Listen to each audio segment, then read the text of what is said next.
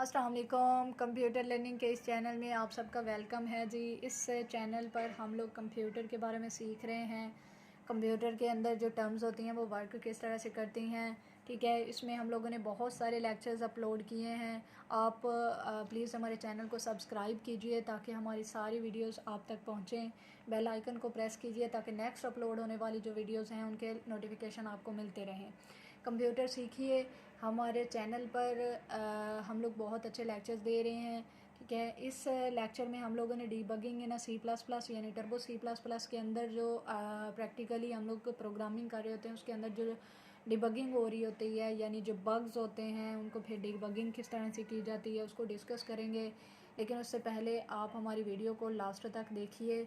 अगर आपको अच्छी लगे तो आप प्लीज़ इसको लाइक कीजिएगा, अपनों में इसको शेयर कीजिएगा और हमारे चैनल को प्लीज़ सब्सक्राइब कीजिएगा, ठीक है। हम लोग स्टार्ट करते हैं अपने लेक्चर को। An error in a computer program is known as a bug, ठीक है। जो कंप्यूटर प्रोग्रामिंग के अंदर कुछ एरर्स आ जाते हैं ना प्रोग्राम करते हुए, उनको बग कहते हैं। एरर तो कहते ही हैं लेकिन उसको बग भी कहते हैं कंप्यूटर की लैंग्वेज के अंदर। The process of finding and removing the bugs is known as a debugging. उन प्रोसेस जो बग्स होते हैं ना, जो एरर्स होते हैं, उनको फाइंड करना और फिर उनको रिमूव करने का जो प्रोसेस होता है उसको डिबगिंग कहते हैं।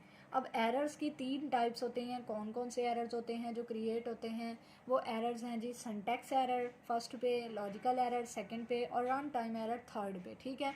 सबसे पहले हम लोग डिस्कस करते हैं जो हमारा सिंटैक्स एरर क्या होता है।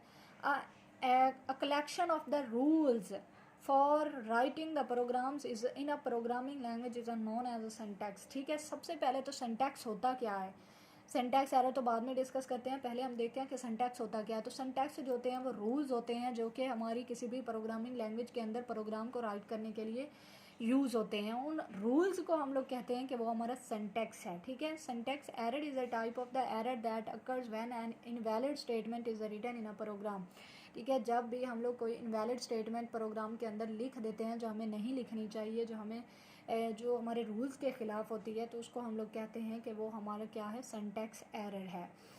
The compiler detects the syntax error. अब जाहिर सी बात है जब भी किसी प्रोग्राम के अंदर कोई भी एरर शो हो जाता है, लाइक अब सिंटैक्स हो या कोई भी हो, तो उसको जो डिटेक्ट कर रहा होता है ना, उसको जो फाइंड कर रहा होता है वो हमारा कंपाइलर होता है, ठीक है।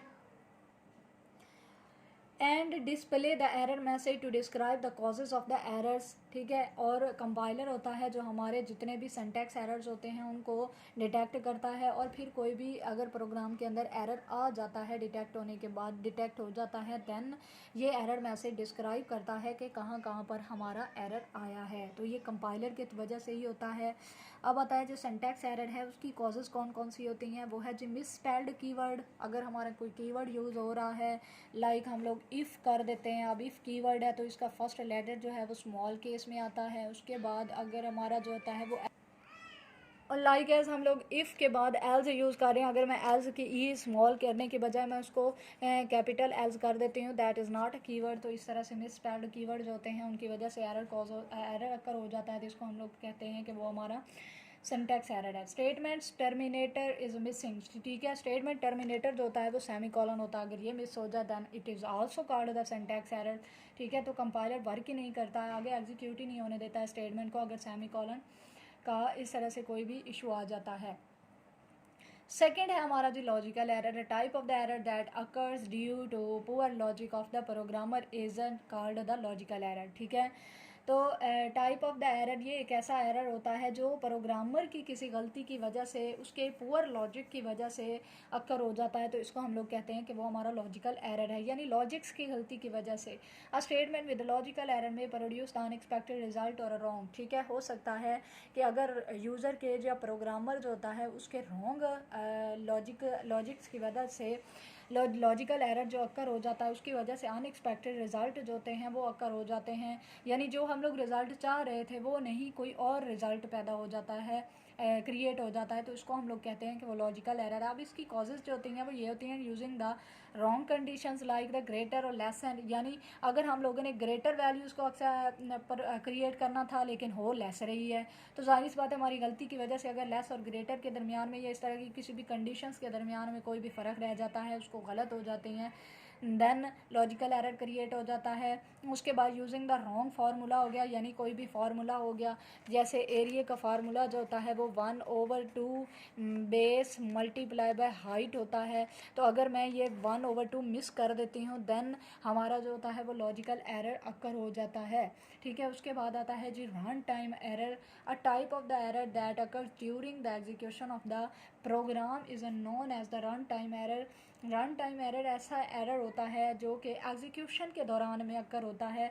लाइक हम लोग एग्जीक्यूशन के दौरान में जब यूज़र से रन टाइम पर वैल्यूज़ ले रहे होते हैं, अगर हम लोगों ने वैल्यूज़ को गलत ले ली हैं देन तो हमारा रन टाइम जो एरर होता है वो अकर हो जाता है।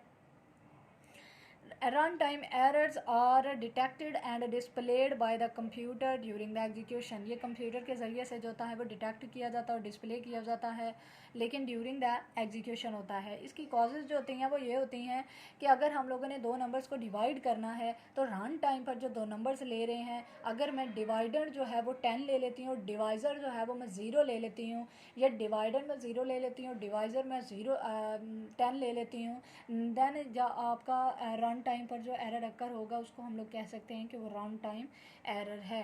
Thank you so much for watching this video and also subscribe our my channel please, and like my video, comment my video and share my video. Thank you so much for watching. Allah Hafiz.